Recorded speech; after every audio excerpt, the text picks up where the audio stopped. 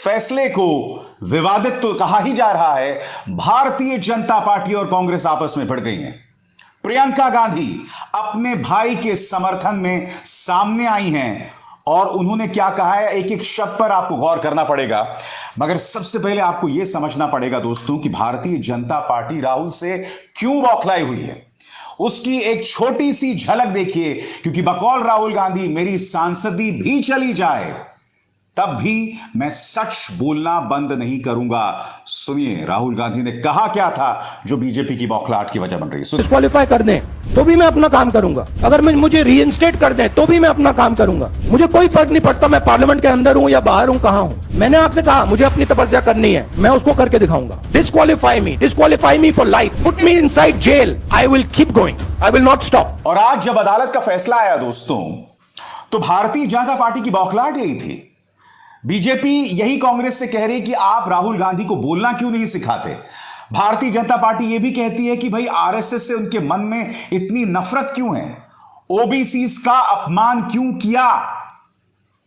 दोस्तों एक बात स्पष्ट हो जानी चाहिए, जो राहुल गांधी ने बयान दिया था, उनका हमला उन मोदी बंधुओं पर था जो भारत छोड़कर चले गए मोदी काल में। उनका हमला प्रधानमंत्री नरेंद्र मोदी पर था। भारतीय जनता पार्टी ने कहीं ना कहीं ओबीसी को उसके साथ जोड़ दिया है। और आज कांग्रेस ने जज प्रचक के फैसले पर भी कई सवाल उठाए, उसकी मैं चर्चा करूंगा। मगर सुनिए भारतीय जनता पार्टी किस कदर बौखलाई हुई है राहुल गांधी के बयानों पर, सुनते हैं। उनको ठीक ठाक बोलने की ट्रेनिंग क्यों नहीं दे सकते? आपके नेता है ना वो। अगर इसी ओबीसी मामले में वो माफी मांग लिए होते तो मामला खत्म हो गया था। और याद करिए, सूरत के ट्रायल कोर्ट ने उनसे कहा कि आप माफी मांगेंगे, उन्होंने माफी मांगने का अवसर भी दिया था। तो उनकी टिप्पणी क्या है? I am not Savarkar that I will apologize. एक महान देशभक्त वीर सावरकर जिसने 11 साल अंडमान में गुजारे, उसके बारे में कितनी नफरत है उनके दिल में, ये समझिए आप। आरएसएस पर हमला क्यों करते हैं, इन्हें बोलना क्यों नहीं सिखाया जाता। यहां पर भारतीय जनता पार्टी कहीं ना कहीं यह भाव जतलाने की कोशिश कर रही है कि राहुल गांधी को बोलना नहीं आता। राहुल गांधी कुछ भी बोल देते हैं, बेधड़क बोल देते हैं। मगर हकीकत यह है कि राहुल गांधी के न सिर्फ बोलों से, राहुल गांधी जब संसद में खड़े होकर आडवाणी की आलोचना करते हैं तब उनकी स्पीच को अलग अलग जगह से काट दिया जाता है। राहुल गांधी जब भारत जोड़ो यात्रा करते हैं तब उनकी यात्रा को बदनाम करने की कोशिश की जाती है, पहले दिन से ही। और इन्हीं पहलुओं पर आज उनकी बहन प्रियंका गांधी वाड्रा सामने आई। उन्होंने राहुल को एक संदेश दिया। कहीं ना कहीं यह संदेश राहुल गांधी के लिए है कि इस मुश्किल घड़ी में तुम इस देश की एक बहुत बड़ी उम्मीद है। क्या कहती हैं प्रियंका आपके स्क्रीन पर? समर शेष है, जनगंगा को खुलकर लहराने दो, शिखरों को डूबने और मुकुटों को बह जाने दो। पथरीली ऊंची जमीन है तो उसको तोड़ेंगे, समतल पीटे बिना समर की भूमि नहीं छोड़ेंगे। समर शेष है, चलो ज्योतियों के बरसाते तीर, खंड खंड हो गिरे विषमता की काली जंजीर। प्रियंका गांधी आगे क्या कहती हैं? श्री राहुल गांधी जी की इस अहंकारी सत्ता के सामने सत्य और जनता के हितों की लड़ाई लड़ रहे हैं। अहंकारी सत्ता चाहती है कि जनता के हितों के सवाल ना उठें। अहंकारी सत्ता चाहती है कि देश के लोगों की जिंदगियों को बेहतर बनाने वाले सवाल ना उठें। अहंकारी सत्ता चाहती है कि उनसे महंगाई पर सवाल ना उठें, युवाओं के रोजगार पर कोई बात ना हो, किसानों की भलाई की आवाज ना उठे, महिलाओं के हक की बात ना हो, श्रमिकों के सम्मान के सवाल को ना उठाए जाएं। अहंकारी सत्ता सच को दबाने के लिए हर हथकंडे आजमा रही है। जनता के हितों से जुड़े सवालों से भटकाने के लिए साम दाम दंड भेद छल कपट सब अपना रही है। लेकिन सत्य, सत्याग्रह, जनता की ताकत के सामने न तो सत्ता का अहंकार ज्यादा दिन टिकेगा और ना ही सच्चाई पर झूठ का पर्दा। राहुल गांधी ने इस अहंकारी सत्ता के सामने जनता के हितों से जुड़े सवालों की ज्योति जलाकर रखी है। इसके लिए वे हर कीमत चुकाने को तैयार हैं और तमाम हमलों और अहंकारी भाजपा सरकार के हथखंडों के बावजूद एक सच्चे देश प्रेमी की तरह जनता से जुड़े सवालों को उठाने से पीछे नहीं हटे हैं। जनता का दर्द बांटने के कर्तव्य पथ पर डटे हुए हैं। सत्य की जीत होगी, जनता की आवाज जीतेगी। जय हिंद। दोस्तों, कहीं ना कहीं प्रियंका गांधी वाड्रा राहुल गांधी के उसी बयान का जिक्र कर रही थी जिसका जिक्र मैंने कार्यक्रम की शुरुआत में कहा। और मैं आपको बता दूं, मल्लिकार्जुन खड़गे, कांग्रेस के अध्यक्ष मल्लिकार्जुन खड़गे भी सामने उभर कर आए हैं। उनका बयान आपकी स्क्रीन पर। राहुल गांधी ने हमेशा सच की लड़ाई लड़ी है और आगे भी लड़ते रहेंगे। सच यह है कि ललित मोदी, नीरव मोदी, मेहुल भाई, विजय माल्या, जतिन मेहता जैसे भगोड़े मोदी सरकार की निगरानी में जनता के पैसे लेकर संदिग्ध रूप से विदेश पहुंच गए। गौर कीजिए यहां पर क्या कह रहे हैं मल्लिकार्जुन खड़गे। मेहुल भाई, क्योंकि इसका जिक्र प्रधानमंत्री नरेंद्र मोदी करते हैं और वो बार बार उन लोगों का जिक्र कर रहे हैं जिनका सरनेम मोदी है, मगर वो देश का पैसा लेकर बाहर भाग गए, जिन्हें अब तक मोदी सरकार नहीं ला पाई है। जोर कांग्रेस का दोस्तों इसी बात पर है। और मैं आपको बता दूं, इस मामले में जो राहुल गांधी के वकील थे अभिषेक मनु सिंघवी, उन्होंने प्रेस कॉन्फ्रेंस किया। उन्होंने कई मुद्दे उठाए जिस पर चर्चा करने की जरूरत है और मुझे लगता है ये मुद्दे जब सुप्रीम कोर्ट के सामने मामला जाएगा वो जरूर उठेगा। मैं आपको याद दिलाना चाहूंगा दोस्तों, जब इस मामले की जिरह चर्चा गुजरात हाईकोर्ट में हो रही थी तो लगातार सुनवाई पे सुनवाई हो रही थी और फिर अचानक समर वेकेशन से ठीक पहले, ग्रीष्म अवकाश से ठीक पहले जज साहब ये कहते हैं कि मैं फैसला सुरक्षित रख लेता हूं। दोस्तों, 66 दिन गुजर जाते हैं।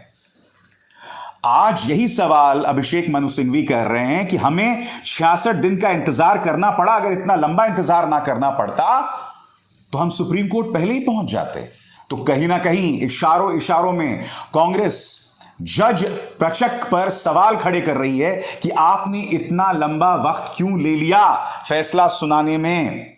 और यही नहीं, अभिषेक मनु सिंघवी ये भी कहते हैं कि जो मोदी सरनेम के बारे में उन्होंने टिप्पणी की वो उन लोगों के बारे में की जो देश का पैसा लेकर भाग गए थे, और ऐसे में इसे 13 करोड़ के आंकड़े से कैसे जोड़कर देखा जा सकता है। और सबसे बड़ी बात जिसका जिक्र आज दोपहर मैंने अपने शो में भी किया था कि सावरकर कहां से आ गए, सावरकर का जिक्र क्यों कर रहे थे जज साहब। सुनिए अभिषेक मनु सिंघवी क्या कह रहे हैं। एक और विचित्र बात है, आज सुबह 10:30 बजे जब घोषणा हुई कि निर्णय आने वाला है, यद्यपि आया अभी 10 मिनट पहले, तो जिक्र किया गया वीर सावरकर के बारे में। यानी इस निर्णय का जो अभी हमने देखा है, पैरा 63 में वीर सावरकर के एक केस का जिक्र है। रोचक बात यह है कि यह वीर सावरकर का केस दायर ही हुआ है 12 अप्रैल 2023 को, और श्री राहुल गांधी का दोषी ठहराना निचले कोर्ट द्वारा उससे 1 महीने पहले 23 मार्च को हुआ था। इसके बारे में कोई प्लीडिंग नहीं है, जिरह लिखित रूप से नहीं हुई इसके ऊपर। जब मामला खत्म हो रहा था अंतिम दिवस पे 2 मई को जब मैं गया, तो अंत में दूसरी तरफ के याचक ने इसका जिक्र किया है कटिंग देके, अखबार की कटिंग। आश्चर्य है, अचंबा है, लेकिन जैसा मैंने कहा पूरी प्रकार से अप्रत्याशित नहीं है कि ये एक major Super AMOLED display, 120 Hz refresh rate, 1000 plus nits peak brightness. The 50 megapixel OIS camera can do some real magic. 6000 mAh battery definitely काफी बड़ी है। 4 जनरेशन के OS अपडेट्स मिलते हैं। Samsung M34 एक अच्छा ऑप्शन है 20000 सेगमेंट के लिए। कैमरा मॉड्यूल के पास देखोगे तो you will remember that flagship design. The M34 5G is going to be the best smartphone of the year. This is my pick of the year. प्रमुख आधार बन गया है निर्णय का। दोस्तों, अब एक हफ्ते में यह मामला आ रहा है chief justice of India DY Chandrachud की अदालत के सामने।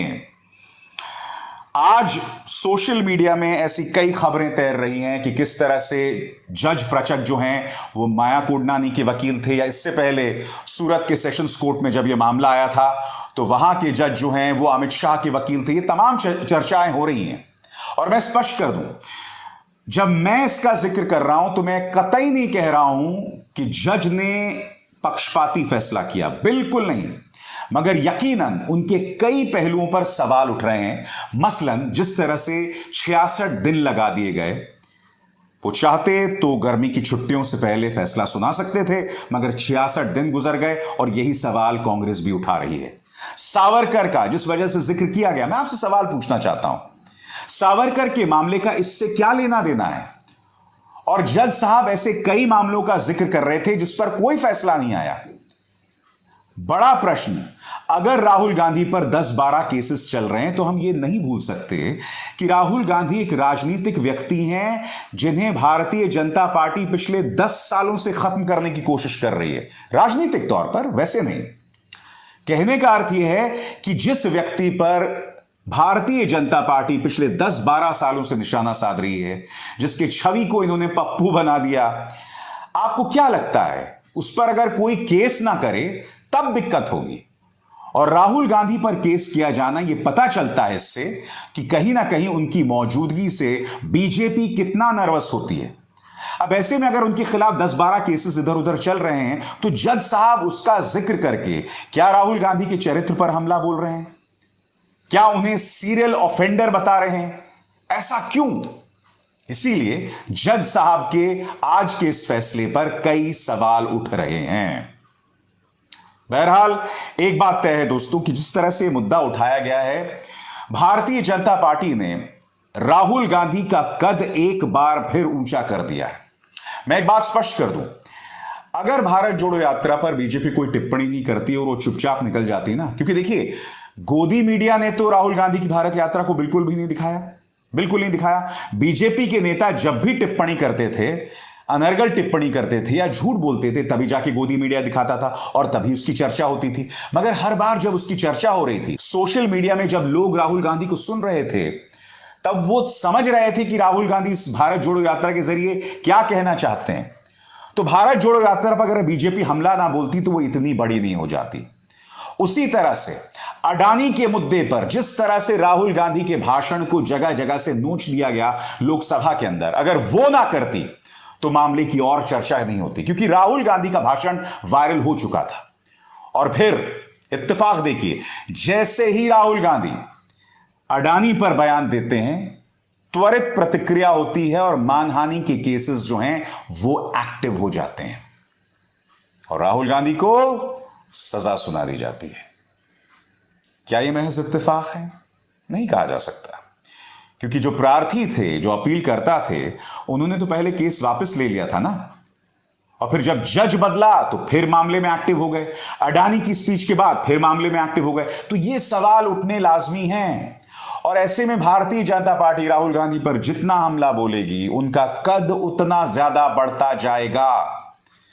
मगर दिक्कत यह है कि भारतीय जनता पार्टी इस कदर बौखलाई हुई है, प्रधानमंत्री इस कदर राहुल गांधी की मौजूदगी से हिले हुए हैं कि उन पर हमला करने का, उन्हें बर्बाद करने का कोई मौका नहीं छोड़ा जाएगा।